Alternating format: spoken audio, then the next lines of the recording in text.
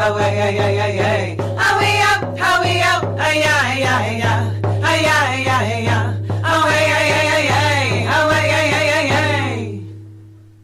Hi everyone, welcome to The Bridge. I'm your host, Kira Young, and you've reached me on Revolution Radio at freedomslips.com. We are simulcasting as usual with Real Liberty Media, and tonight also again with People's Internet Radio. So you can catch us on any of those three networks. Please stick around, because in the second hour I'm speaking to director Verushka Franceschi, who's making the film A Crack in Everything about fracking. And she has invited actor-producer James Cromwell to join her. You may remember him from like a bunch of movies: I, Robot, Sum of All Fears, LA Confidential, American Horror Story, Babe, just to name a few. So how exciting is it to have him be part of this project? It's pretty cool. And in addition to him, Pramila Malik will also be joining in the second hour with Verushka Franceschi. But before I speak to them, I'm going to speak to one of the 4 UK water protectors that participated in a very successful non-violent direct action to stop fracking in the UK. But before I welcome him to the show, his name is Eddie Thornton. Before I welcome him, I would just want to give you a brief sort of rundown of this week's events. Standing Rock was a real. There was a lot that went down, and there was a lot of re-traumatization and ancestral trauma that kind of played out this week. It's starting Wednesday. A group led by Chase Iron Eyes set up the Last Child Camp, which, they said was to honor Crazy Horse's 1873 Warrior Society. It got raided and taken down, and 76 people, including Chase, were arrested in that raid. That was Wednesday. It was very traumatizing to see that, because when they came to raid that camp, all the tanks lined up right at the gate of Ocheti Shikomi. And so everybody who was still left in Ocheti Shikomi came up and met the line of militarized police who were there to raid the camp on top of the hill that had been set up by Chase and other water protectors. It was very intense, and they stated they had no intention of raiding the bigger camp. But it was very traumatic, and I myself was very much triggered by the event and by watching live feeds of people inside the camp, but right before they got raided and knew that they were getting raided. There was real fear in those live feeds. I've been highly critical of Chase Iron Eyes for doing this, for setting this up, because the movement is about stopping this pipeline, and putting that camp on the top of the hill really didn't stop DAPL in any way, shape, or form. It just basically handed over 76 people to the police for no reason. So that's my critique of that event. Plus, things are winding down. The tribe has made it very clear that the rest of this battle is going to be fought in the courtroom. The problem with that is that many water protectors, well over 600, maybe 800 water protectors have been arrested. Many cannot leave the state. So they need to be hosted. They need somewhere to go. A lot of people came from not only out of the state, but out of the country to join that stand. So, there's a problem with just telling everybody to go home. It makes sense because the Ocheti Shikomi is going to flood. But it also doesn't make sense because winter really isn't the time to be moving, especially since they've gotten pounded with snow every week since, for weeks on end, for even months on end. But that wasn't all that happened at Standing Rock this week. Friday, Sacred Stone Camp was visited by the BIA, and they did an assessment. There's a lot of information, both coming from inside and outside. Some of it is conflicting.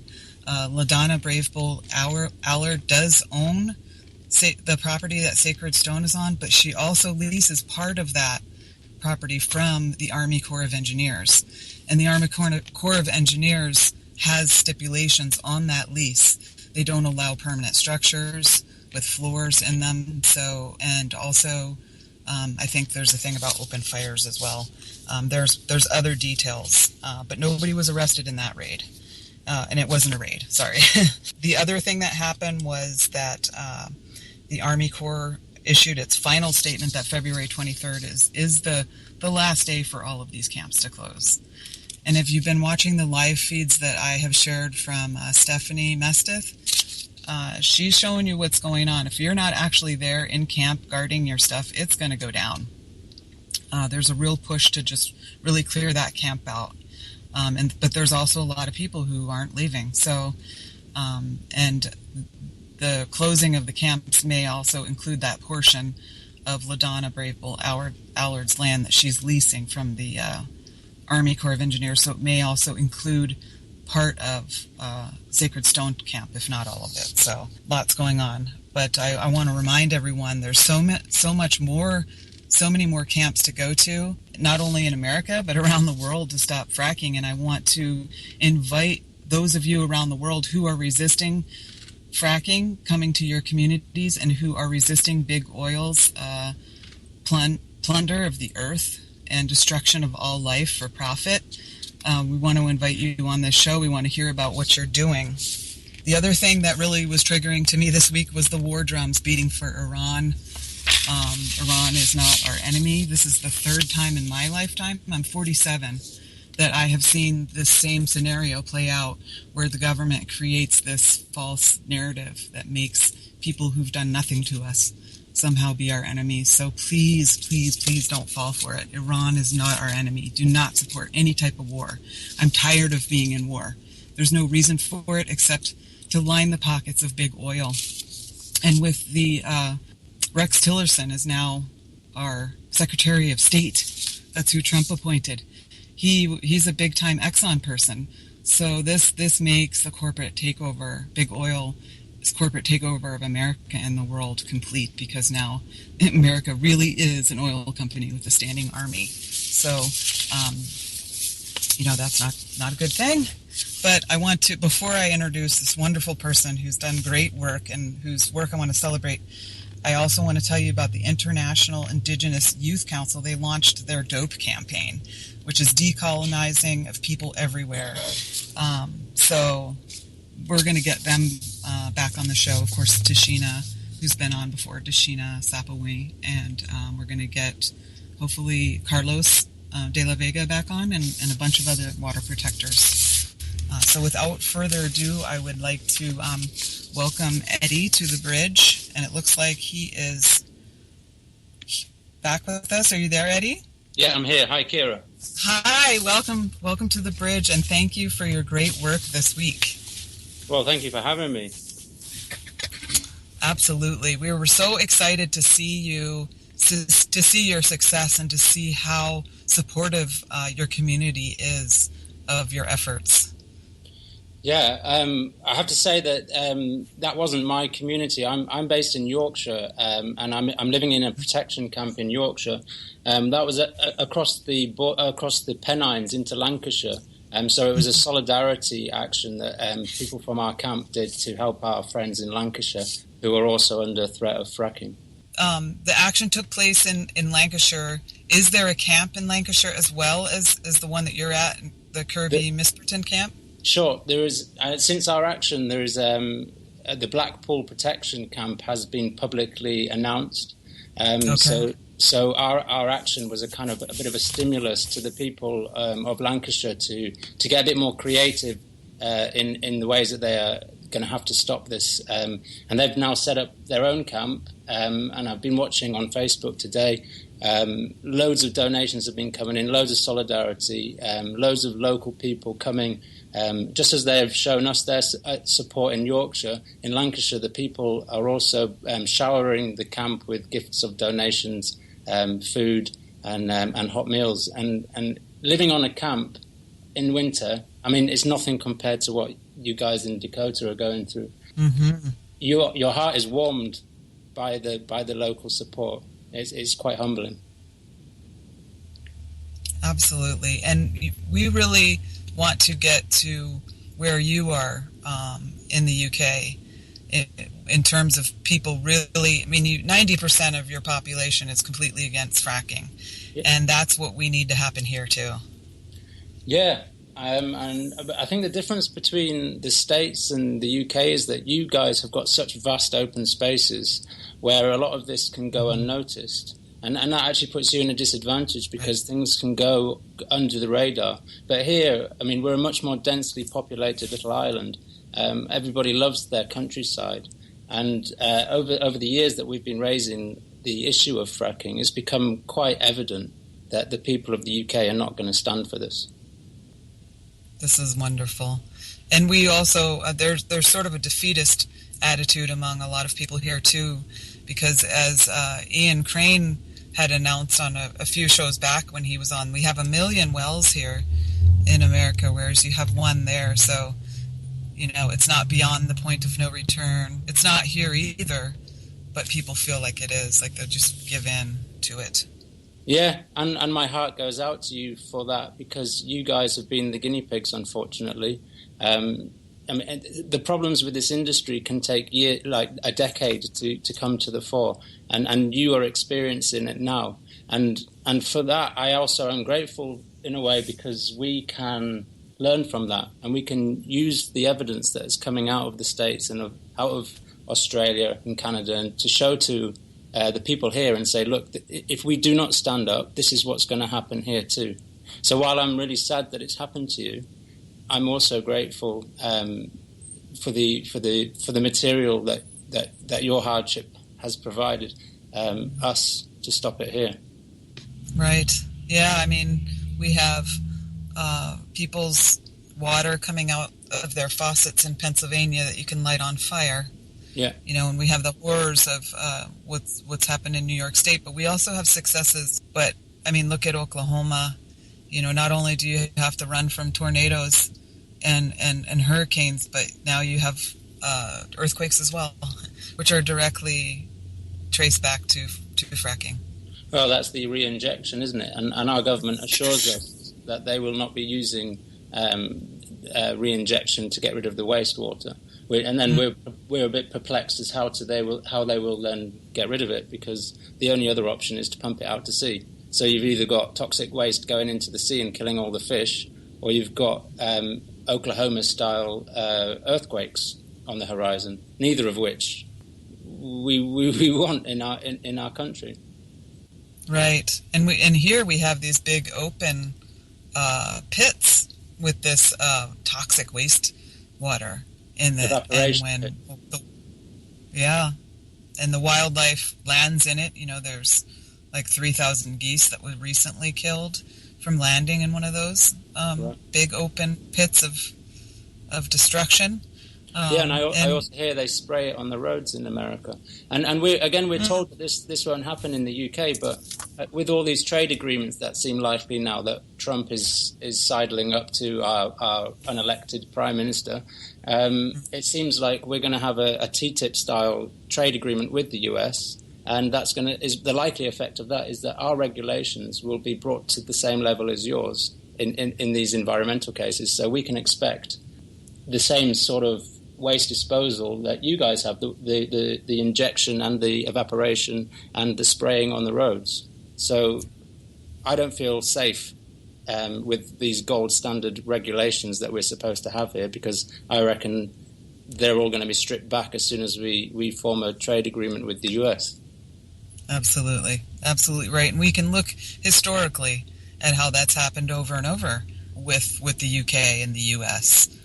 You know, even going back to social justice issues, like, you know, for instance, when I first went to the UK in the 80s, it was legal to squat, for instance, in properties that hadn't been inhabited for so much time. I don't know how long it was, maybe 3 or 6 months or something like that. And then Margaret Thatcher, you know, sort of went along with the U.S. in that and saying, no, we don't want people living for free. They need to be, you know, wage debt slaves like everybody else. But Right. thankfully we can still squat on non-residential land, and that's how we've been able to take this field on the approach road to the first fracking site in the UK that's likely to get going since the moratorium was brought in 5 years ago after there was 2 seismic events. Ah, okay. So when were these 2 seismic events that you're talking about? It was in Lancashire, and I believe it was about 5 years ago. And since then, the government had a moratorium, which was lifted a year ago. And since then, we've had a flurry of applications going in across the whole of the north and the middle of England. We now have a company called INEOS, which has the rights to 1 million acres, 1 million square acres of the north of England, which it plans to frack. And our government and the industry is peddling this line that we need the gas for energy security. We don't want to be relying on the Russians for gas, is their line. Well, this company, INEOS, is a private company owned by one man. He's worth 7 billion pounds, sorry.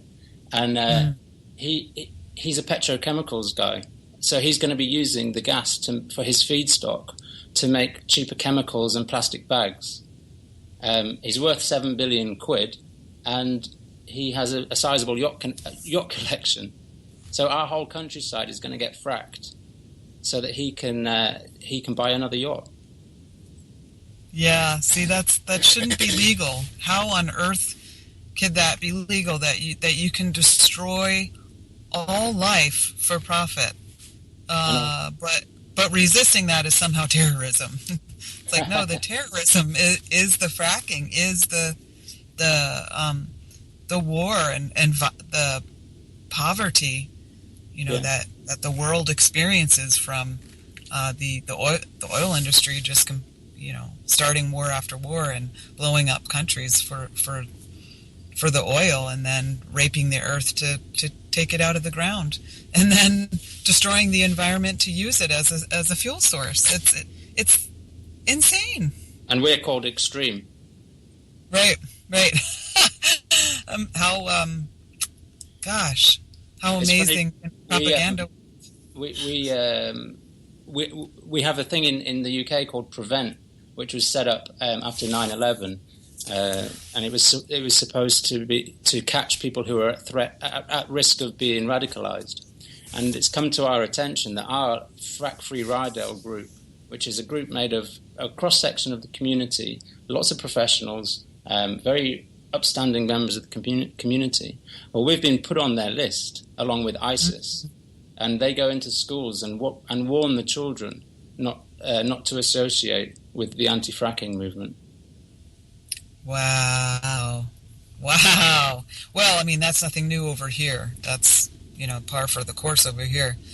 But I imagine there's quite a few people that just are like, yeah, we know you're full of crap, when they come in the schools, but they still allow them in there. Yeah. And that's the same here, too. They control that sort of information by not allowing this stuff on the news, on the mainstream news. And then whatever does get in, it's just such brief little snippets that people don't really have a full understanding of what's going on. Yeah. But I've really enjoyed this process. It's been 2 years now, and watching my community open their eyes. I come from a very conservative area. People will vote conservative. They still do, even because of this issue. But despite this issue, sorry. But it's been really interesting watching my community, like, as we get thwarted at every turn of the democratic process, they suddenly have realised that the government is not there to look after them. And it's a massive wake-up for many of them. I mean, to give you an example, this one application that we're currently blocking at our camp, we had 4,000 objections to the planning application. We lobbied all our councils. Every single one of our 15 village councils and town councils objected to it, and our district council as well. We took it to the High Court, but our county council still gave it the planning permission. And it was that complete deficit in the democratic process that has allowed my community to now thoroughly embrace the idea of having an unlawful encampment where activists are living, including myself, and preparing to welcome the community and to be a hub of the direct action that's going to be needed now to stop the industry where our democratic system failed us. Mm-hmm. So on the small scale, that process there lifted the veil for your community to see that the government isn't really out for them. And in America, the whole process of throughout the election of this president did the same thing as well. And, because just to have Clinton be the Democratic candidate, she wasn't the one who had the popular vote among the Democratic side, but yet she still got in. And Trump wasn't really the one who your most staunch conservatives really wanted either. And he didn't even get the popular vote, but yet he still got the presidency. And now that he's in there, I get message after message after message from friends of mine who are just like, I am so sorry I did not listen to you about Trump. But at the same time, I don't think we'd quite be in the mess that we're in now with Hillary. But at the same time, she's just that phone right now. Are you back now? Yeah, I think so. Okay. Can you hear me? Yes. Okay. Yes. Sorry about that. So what I was saying was, and that's odd that, I was cut off like that, right in the middle of my rant. Whereas now we have, fascism just full on in your face, white supremacists and big oil people are running our government now. And it's really a soft coup d'etat. And everybody, who has any sort of sense can see it. And before long, people who have less sense will see it because they'll be directly affected before too long. And the silver lining of that then, I couldn't believe it when Trump was elected, but Hillary Clinton would have just been more of the same, and you would have probably gone to war with Russia. Maybe Trump is what you guys need for people to stand up. And maybe it's going to be a world of pain for a while, but, here comes the revolution, perhaps. Yes. Right. And I was in camp at Standing Rock when we found out that Trump became president. And after the initial shock wore off, we started to cry. And then after we cried for a little bit and just sort of thought we're just all going to get killed. After that wore off, then we were like, you know what? This may be just what it takes for people to just wake up, because and now that he's, the very first memorandums that he's written have been directly aimed at Native America and women and Muslims, the way that he has so viciously, and of course Mexico as well with the wall and everything. Now that he's been so open about that, people are gonna resist, and of course we've seen it. We've seen people marching in the streets since he got in there, and they've been marching in the streets in the UK too. And I think he's planning a visit soon, and I fully anticipate there to be hundreds of thousands of people out on the streets in London to let him know that we will not, we do not support all these new measures that he is enacting from his White House.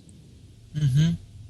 Yeah, and let's not even, the conflict of interest alone, he is personally invested in the Dakota Access Pipeline, and then to be deciding whether that goes through or not is a conflict of interest. But as we've seen before, presidents and vice presidents are allowed their conflicts of interest. No consequences there. Look at Halliburton and Cheney and the money that he made hand over fist deciding to go to war with Iraq. Yeah. And look how Americans just went along with that when Iraq had nothing to do with 9/11. And then they come back 10 years later and tell us it was bad intelligence. And I'm here to tell everybody that's exactly what they'll do with Iran. is they'll come up to us 10 years later and tell us they had bad intelligence. And for those who think that they're our enemy, it was really the CIA who installed a different government for them in the 1970s. So they've been subject to many injustices already from the American government. So let's just hope Americans continue to wake up and say, no, I'm not going along with that. Let's hope they take a lead from the native people. I have to say, everybody around the world has been watching this Dakota Access with kind of awe. It's been absolutely amazing to see the native people of America stand up, and it feels like they've really kind of had a rebirth in their kind of cultural identity around this issue. Oh, and absolutely. I was in a conference call a while back with it was about, the theme of it was spirituality and activism, and there was a woman there who had been at Standing Rock, and she said something amazing, and it's something which I will draw on as we progress with our campaign. And she was talking about the prayerfulness of those campaigners when faced with the atrocities that the militarized police were heaping upon them. And she was saying, in a normal activist setup, you have a line of activists and then a line of police, and that can be a very fractious alignment. But these guys made a circle, and they said to the authorities that if you want to talk to us, then you join our circle. And I just thought that was such a beautiful image on so many levels. And it's something that I would love to embody in our campaign, to make it so peaceful that you can withstand the aggression of the authorities because you make a circle. It was quite beautiful. Oh, very beautiful. And in the camp, you're awoken with prayer songs, and so you begin each day in prayer, reminded of why you're there. So it's that's why I asked Ian and Water Steve. Protectors, Stephen, yes, about that. And I think if you stick to sharing your music and singing your songs, but for those of you who do, you don't have to, pray to a deity. And really, what we're doing when we're praying is we're really praying with, rather than to. We're praying with all creation, because we're acknowledging that we're a part of all creation, that we're related to all that lives, all our relations, and it connects us to what we're doing is for all life. Yeah. And I think every human being can relate to that, no matter what religion you identify with or practice or don't. I think all human beings can relate to that. It's interesting. I actually quit a job in a Buddhist monastery to come onto this campaign, and that's something that I've been working on for the last year. Is a way to take the anger out of activism, because I think a lot of us end up burning out because we're fueled by anger. Yes. And in this monastery, I've been working with the monks to see every interaction from a place of love. And I'm hoping that as time progresses, I can face off with the authorities and with the the gas companies, and see the bigger picture, see that they've just lost their connection to the earth, and not see them in the enemy image that a lot of activists are stuck in. Right. Yeah, that makes sense to me. And you saw that a lot at Standing Rock too. Even though they were getting, blasted with water cannons, LRAD, and pepper spray and tear gas and rubber bullets, they still, prayed for those people because of what it does to their spirit to do that to other people. Because at some level, if they still have a conscience, that person is that's going to register on a deeper level with that person's spirit, what they've done. And there have been police that have joined the other side. It hasn't been highly publicized. Yeah. Because those police officers are in great danger for doing that. But there has been some that have come over, and there has been many that have just quit the job and gone home. So, because in America, your average non-Native American would not believe the level of violence that Native Americans endure on a daily basis from police until they saw a tank roll up on a group of natives praying and just attack them. Now they know this really does happen, and there really is another set of rules for natives than for everybody else. And of course, other people of color are experiencing police brutality on a level that your average middle-class white American doesn't normally experience, unless they go to Standing Rock. Then you're going to get sprayed with mace in the face and tear gassed and water cannon, just like everybody else. Yeah, and I have to say, I have so much respect for the protectors out there. Our police treat us like kindergarten children compared to how your police treat you. I mean, I have to say, all bar like the public order officers, who sometimes get a bit hands-on. Everybody else treats you civilly and with respect. So it's a completely different ball game, I think, for you guys to be standing up over there. And I take my hat to you. It takes some balls, that's for sure. And it also takes a center, to really having a center to be able to maintain that commitment to nonviolence when you're being pummeled like that. Yeah. But that's what won Gandhi back from England. Absolutely, it's the only thing that can work, because the state will always have bigger guns than you. Right, always. Yeah. So, and the commitment to nonviolence is an evolution in Native American activism. In the past, there have been armed standoffs, and certainly I would understand why there would be armed standoffs. I mean, all of the massacres that have occurred in America, just indiscriminately killing Native people, men, women, children, indiscriminate massacres over and over have happened. So I understand that that need and desire and want to do that. And I'm really impressed myself with especially the footage that Unicorn Riot captured when the treaty camp was taken down. And the treaty camp, unlike the camp that was set up this week, was put directly in the path of the pipeline.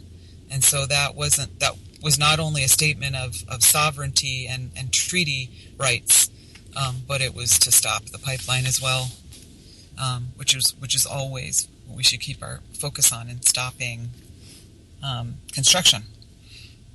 We have to make sure our actions, can achieve, at least potentially achieve, some sort of success.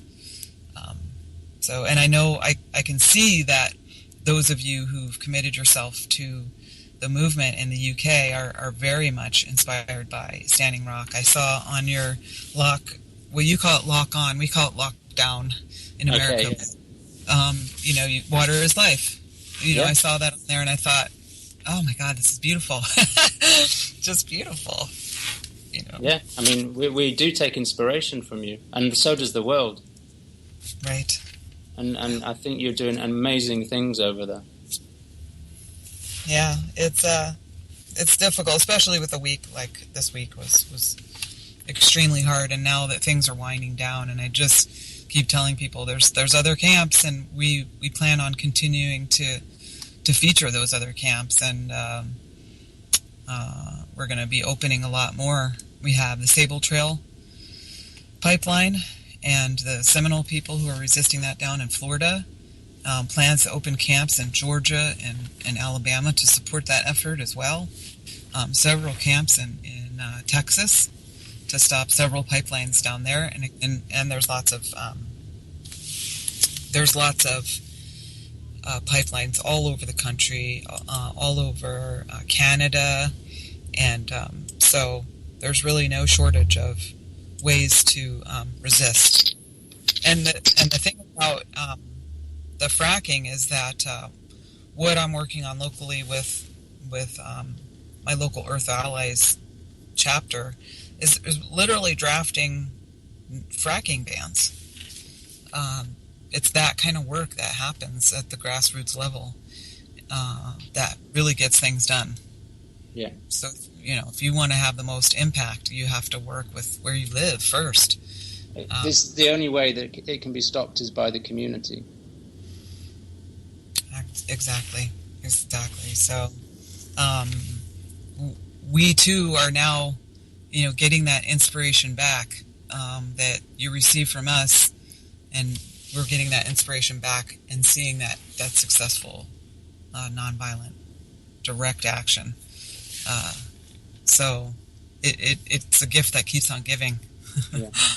Yeah. And that was our intention as well. It was to inspire the community in Lancashire, because they've got into this strange 15-minute protest agreement. I don't know how it happened or quite what were the circumstances, but what it resulted in is that each lorry or truck, as it was approaching the fracking site, they were building a slip road, and then they will build a pad, and so they have these trucks coming in with aggregate, concrete and rock, and each lorry was stopped for 15 minutes.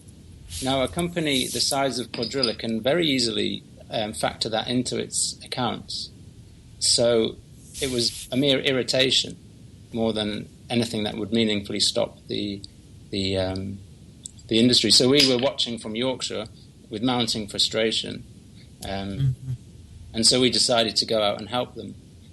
So we loaded up a car with, actually 3 cars, because we had quite a big team. But there was 4 of us who were planning to be locked on, and we went with our tubes, which we'd made from steel and concrete. And we were holed up in across the border in Lancashire for a couple of days planning. And we approached the site at about 7:30 in the morning, and noticed that they had already got some lorries ready to go in, and that was against the traffic plan. And this is another thing, is that they make these big traffic plans and they flout them at every turn. But anyway, so before we could even get there, the lorries had gone in. So we decided to block them in, and we drove up to the gates. The people with the lock-ons jumped out. We lay down and locked into each other, and completely took them up unawares. Mm-hmm. They were not expecting it, because they'd made this agreement with someone that they would do 15-minute marches. So that was us lying down in front of the gate with the lock-ons that you saw, water is life. We said no. And the other one was a message to the director of the company. And we lasted 9 hours before they cut us out. And you also, one of your water protectors, so you had you and another man in the middle who were locked on both sides, and then 2 women on the end who were locked on one with one arm.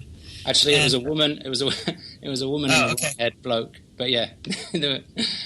Okay. A woman and a long bloke. Okay. Yeah. We were in the middle, locked with 2 arms. So it was Lou that was the one woman. It was 3 men, correct? Yeah. Lou was the woman, and Lou had actually been arrested 4 days previously at the same site for not taking part in this 15-minute protest. She got frustrated with that whole idea and decided to slow walk a lorry, which should be a legal way of protest. But she was arrested. And what the police here do, and I don't know if it's the same in the States, but they bail you out of the area. So when they release you, they say, if you come back to this area, we will arrest you for breach of your bail.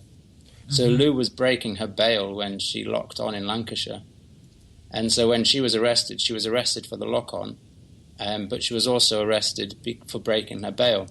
And now, interestingly, after we spent the night in Blackpool Police Station and we were all interviewed by the serious crime squad, which was quite... wow. I know. She said, I'm just covering nights. I do this twice a year.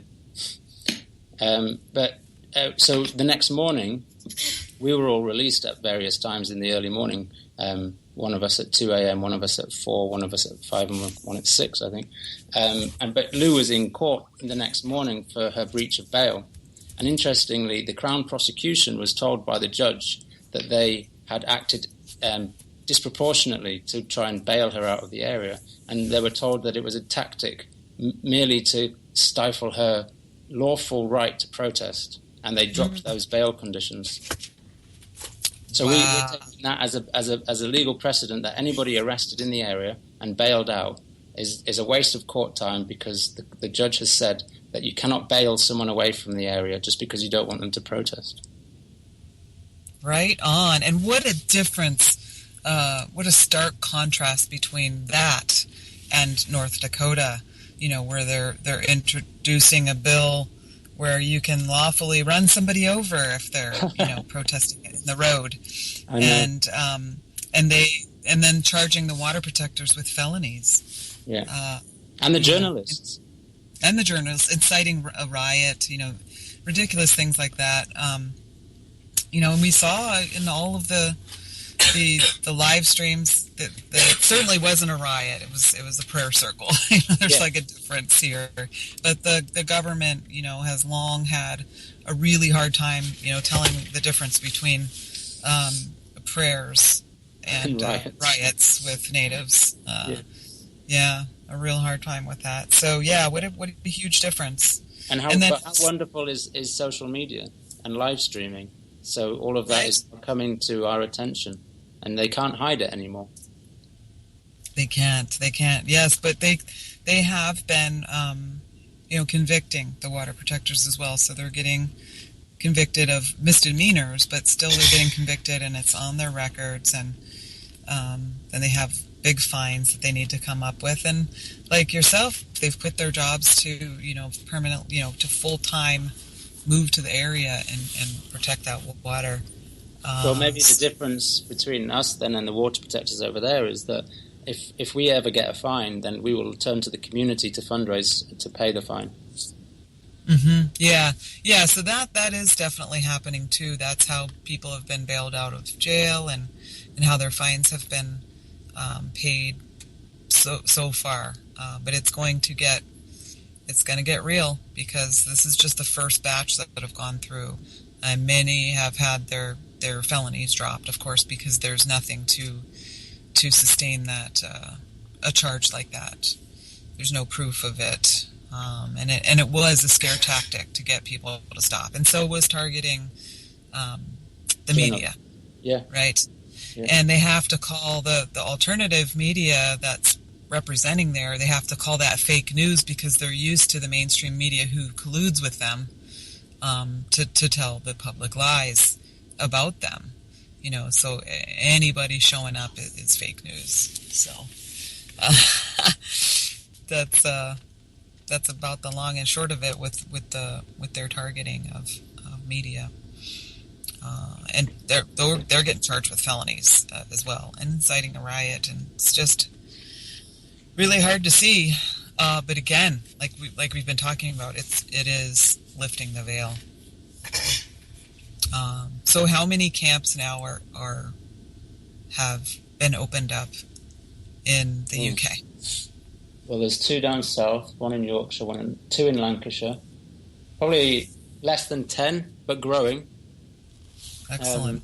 And they, the camps, there's camps that have been and gone as well, and they've had 100% success rate so far.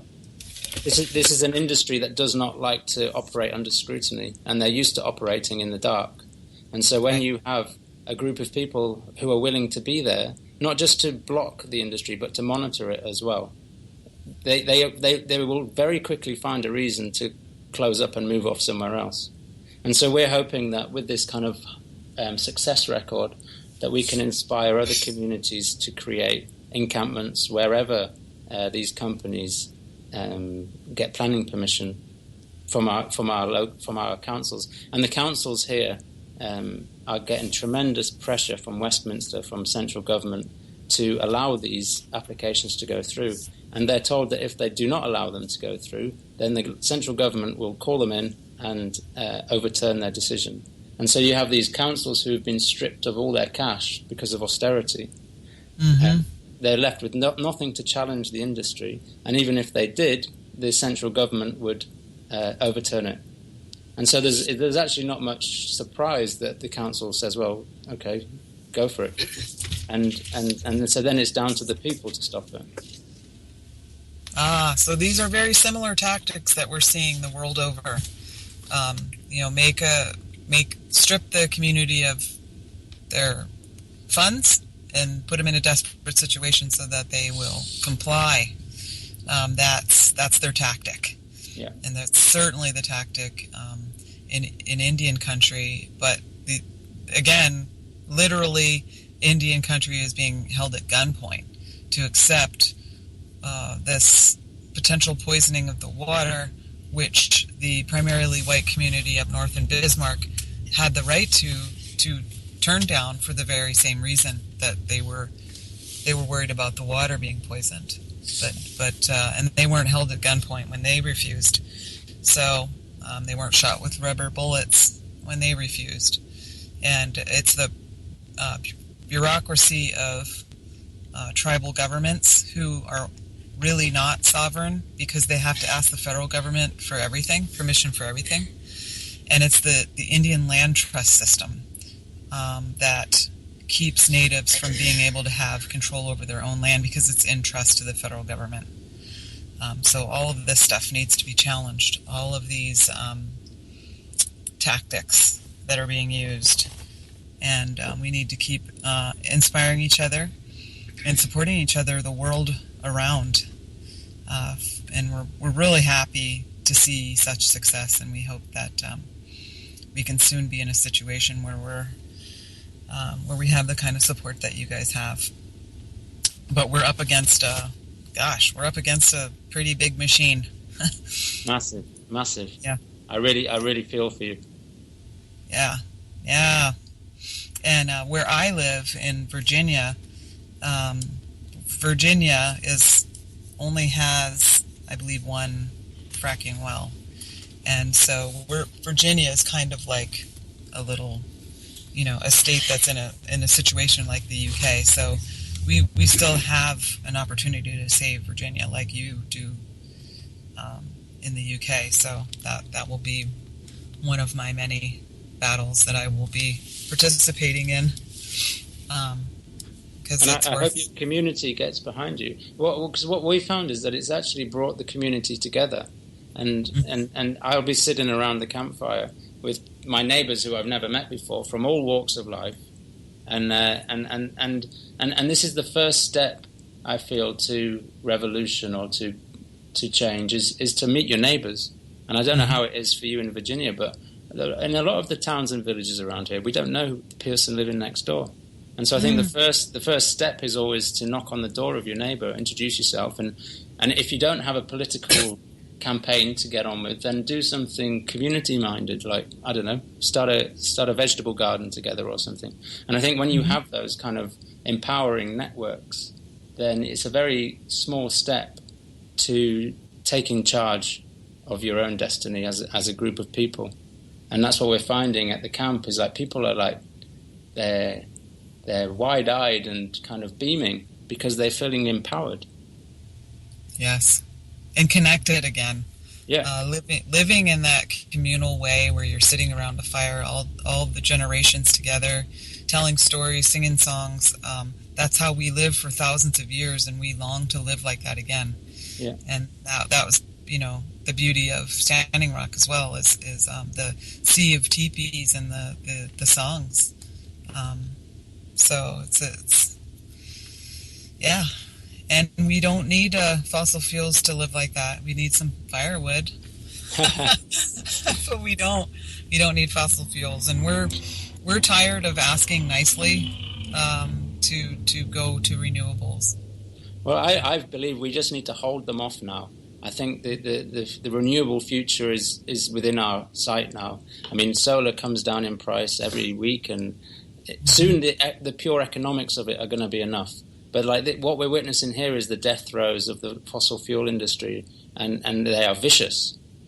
Yes. So if we can hold them down for I don't know how long, but let's hope less than 10 years, then renewables, just from an economic point of view, will take over. Including hemp. I mean, the whole hemp and marijuana conspiracy is very real. Yeah. And the oil industry as well as big pharma the agricultural chemicals industry, as well as the cotton industry, paper industry. All those industries are behind that, because hemp would take over food, fuel, paper, and fiber, and marijuana would take over big medicine. Yeah. So they don't want that to happen. It would spread the wealth more evenly among the people, because you could grow your own food and fuel and paper and fiber and medicine.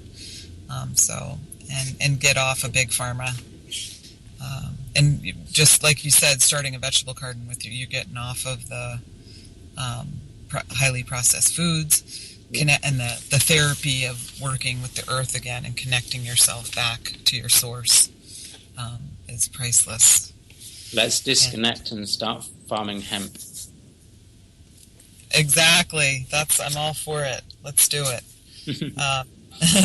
Eddie, it's been a real pleasure to have you on, and you know that we're always here to support all of your efforts and what you're doing over there in the UK. Thank you. And your listeners can find us on Facebook. We're Kirby Misperton Protection Camp. They can follow all our antics as our activities ramp up in the future. Excellent. Thank you so much. And please, everybody else in the other camps is welcome to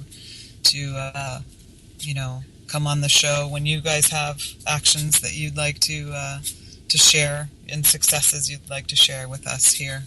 Sure. On the bridge. All right. Hey, and please give all of your friends at Kirby a big hug for us, please. I will. All right. Do you want to say something else before we go to break? Just good luck to you guys. We're with you. You've got a massive, massive challenge. The world is watching, and the world is being inspired by your struggle. Thank you so much. We will talk soon. All right. And thanks, Kira. Thank you. And we'll be going to a quick break here, and after the break, we'll be speaking to Farushka Franceschi. So stick around.